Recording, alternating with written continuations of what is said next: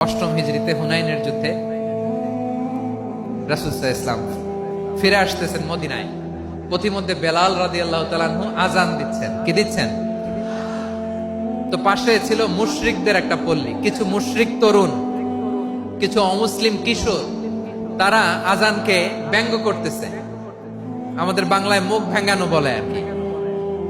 বেলাল রাদিয়াল্লাহু তাআলা আনহু আযান দিচ্ছেন, ওই বাচ্চাগুলো মুশরিক, তো ওরা আযানকে ব্যঙ্গ করতেছে, বিকৃতি করে ওরাও আযান দিচ্ছে। উদ্দেশ্য হচ্ছে আযানকে নিয়ে ঠাট্টা করা। উদ্দেশ্য কি? ঠাট্টা করা। ব্যাপারটা মনে কষ্ট পাওয়ার মতো ব্যাপার না? কিন্তু বিশ্বনবী ওইখানে দেখেন কি খুঁজলেন। বিশ্বনবী খেয়াল করলেন অমুসলিম কিশোরদের মধ্য থেকে একটা কিশোরের গলাটা বড় দরাজ গলা, কণ্ঠটা বড় সুন্দর। খেয়াল করে দেখলেন যে কিছু কিশোর বেলালের আযানকে ব্যঙ্গ করে, বিকৃতি করে, কিন্তু একজনের কণ্ঠ দেখতে পাচ্ছেন না এত দূরে, কিন্তু কণ্ঠটা বড় সুন্দর, দরাজ গলা। বিশ্বনবী সাহাবীদেরকে বললেন, ধরো এগুলারে, ধরো। সবগুলারে ধরে বিশ্বনবীর সামনে আনা হলো। ওরা হাঁটু গেড়ে বসলো। বিশ্বনবী বললেন, তোমাদের মধ্যে কে যেন ব্যঙ্গ করে আযান দিচ্ছিল, তার গলাটা বড় উঁচু, গলার বেসটা বড় মজবুত, মেলোডিয়াস, সুমধুর কণ্ঠ। কে? আবু মাহজুরা বলে, আমার বন্ধুরা সবাই আমার দিকে আঙ্গুল দেখায়, আমি পড়ে গেছি বিপদে। রাসূল সাল্লাল্লাহু আলাইহি ওয়াসাল্লাম বাকি অমুসলিম তরুণদেরকে ছেড়ে দিলেন, বললেন তোমরা যাও। এবার আবু মাহজুরারে পাইছে। আবু মাহজুরার চুলের মধ্যে হাত দিলেন বিশ্বনবী, মাথায় হাত দিয়ে বললেন, এবার আযান দাও দেখি।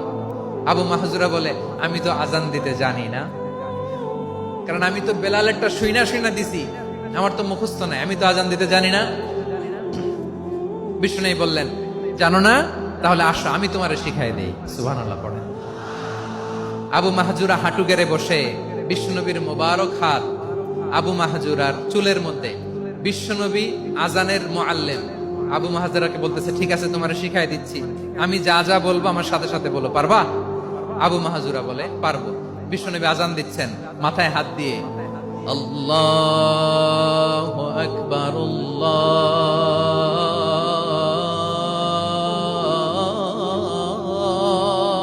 আকবার। আবু মাহজুরা এই বাক্যটা পড়লেন। বিশ্বনবী দ্বিতীয় বাক্য পড়তে আরম্ভ করলেন, আল্লাহু আকবার,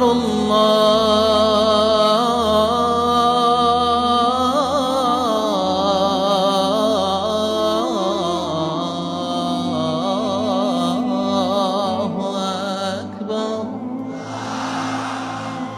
আবু মাহজুরা এই বাক্যটাও বললেন। বিশ্বনবী আবু মাহজুরার মাথার মধ্যে হাত দিয়ে তৃতীয় বাক্য বললেন,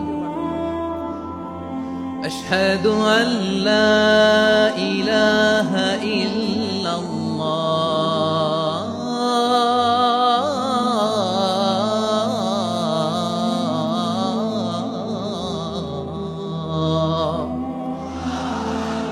আবু মাহজুরা তৃতীয় বাক্য বললেন। বিশ্বনবী একটা বাক্য পরে আবু মাহজুরা পরে, বিশ্বনবী পরে আবু মাহজুরা পরে। আবু মাহজুরা কিন্তু অমুসলিম, মুশরিক। আবু মাহজুরা বলে, এক একটা বাক্য পড়ি আমার কলিজাটা গলে ঠান্ডা হয়ে যায়। এতদিন মোহাম্মদকে গালি দিতাম, এখন মোহাম্মদ আমার মাথায় যখন হাত রাখছে আমার সারা শরীর ঠান্ডা হয়ে গেছে। বিশ্বনবী আযান শিখাচ্ছেন, একটা একটা বাক্য পড়ে আবু মাহজুরাও পড়ে, বিশ্বনবী পড়ে, আবু মাহজুরাও পড়ে।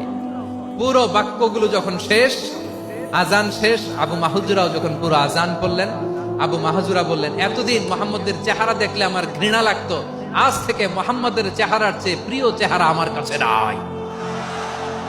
আবু মাহজুরা বললেন, ও মুহাম্মদ, আযানের বাক্য তো আপনি আমারে শেখালেন, এখানেই শেষ করবেন না, আপনি আমারে পড়ায় দেন, লা ইলাহা ইল্লাল্লাহ মুহাম্মাদুর রাসূলুল্লাহ সাল্লাল্লাহু আলাইহি ওয়াসাল্লাম। বিশ্বনবীর সাথে দাঁড়িয়ে উনি শাহাদা পড়ে মুসলমান হয়ে গেলেন।